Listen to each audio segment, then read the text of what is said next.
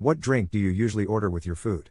Water, hot green tea, or unsweetened iced tea? Once in a couple months I might order something sweet. Cutting sugary drinks is the easiest way to save calories and dollars emo. I don't even think about it or crave it anymore. A mocktail. I stopped drinking alcohol. If there's nothing on the menu, I'll ask for the bartender to make something. Though a lot of restaurants these days have really good mocktails on the menu. Coffee for breakfast or brunch and water. Water for lunch. Water for dinners unless it's a drinks and dinner kind of meetup. Very occasionally bubble tea or a pot of green tea if we are somewhere which serves those. It depends on what desserts the place offers. My parents would make us pick between a drink or dessert.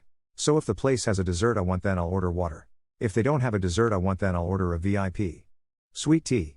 Or if it's not available, water.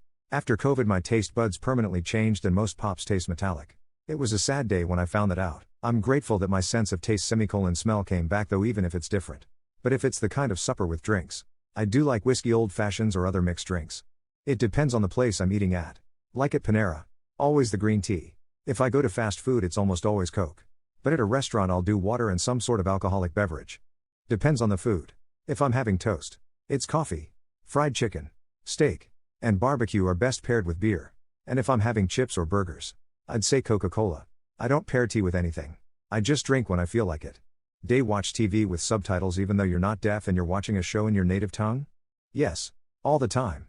Never realized how many little details I missed in movies and shows until I started using them. I also learned recently. What you have described is actually captioning. Not subtitles. There's closed caption for the hard of hearing. Those include all the noise descriptions like creepy music playing or thump or whatever. Regular captions are just the dialogue. Fun fact.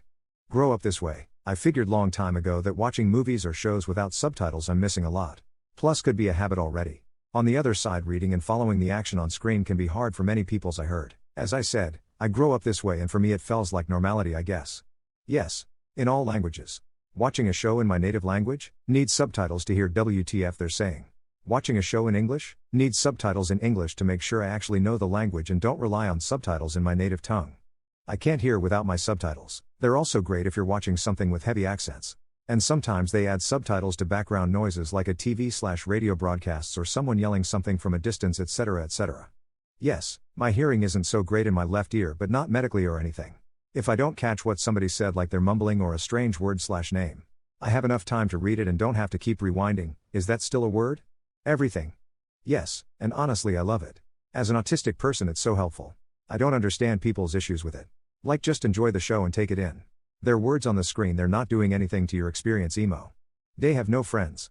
I think if I would just stop calling, texting, emailing and reaching out constantly to the 10 people I've decided to make a habit of bothering, no one would contact me at all. I think I am thought of fondly on occasion by 100 people. And if I were to drop dead there'd be a lot of appreciation posts. I think if I were to call everyone on that list they'd be about it and think me weird. I think if I really needed help about 5 people would show up and they'd be people I never talked to. I think my favorite people to talk to are a mix of happy to have a friend and ducking 2/3 of my calls. I met my best friend 25 years ago on our first day at university when we were both mature students. We still see each other most days because she now works for my husband. I also have 2 other really close friends that I met much later in life. I am not in touch with anybody from before my mid-20s. I explain to my children when they have fallouts with their friends to be open to the idea that they haven't met their best friend yet. I have gone through periods of life where I've outgrown my friends. Spent time without any. Until I finally found the people I was supposed to be with. While it takes considerable effort to find friends, it's possible. Everyone should have at least one friend. Especially those in relationships who could be prone to ditching their friends for their so. Once you get to a certain age the entire meaning of friends changes. When you are young they help you focus on activities. Then if you have kids suddenly all your social circle are patents, etc. Then as you age it's almost a reminder of what it was like but isn't. You meet for lunch. You help out with a project. You wish them happy holidays with a card. You might see them a few times a year. Life becomes work. Home life. Trying to catch up on things on the weekend. What's a story from your life so outrageous you wouldn't believe it if someone else was telling it? Serial killer tried to lure me and my girlfriend into the bushes in a city that both parties were traveling through for the night after befriending us. Her dad had showed her a news article about the guy before she left on our trip. And that was enough to set off a little warning for her. She redirected us. We looked at the mugshot the next day and yes, definitely him. Got arrested further down the road a couple days later. Arrived in Vegas for fly drive holiday and me. Dad got a taxi to a shopping mall. Coming back in another taxi the driver said he was going to go to another hotel rather than wait hours for another customer. Inside the hotel we realized Mom had left her bag in the taxi, containing our passports and several $1,000s in cash. We rushed back outside but he'd gone. We started asking other drivers for help. To no avail. Suddenly I looked up and saw our taxi driver coming back to join the taxi queue. We rushed over and grabbed Mum's bag. Driver said he'd left. Then changed his mind and came back. It happened to us and we hardly believe it. When I was in grad school I decided to fulfill a lifelong dream of mine and began the process of getting my skydiving license. I made it far enough in the process to do my very first solo jump, with no instructors, and on that flight the plane's engine died and we had to do an emergency bail. My initial parachute failed to inflate and I had to eject it and pull the emergency backup chute.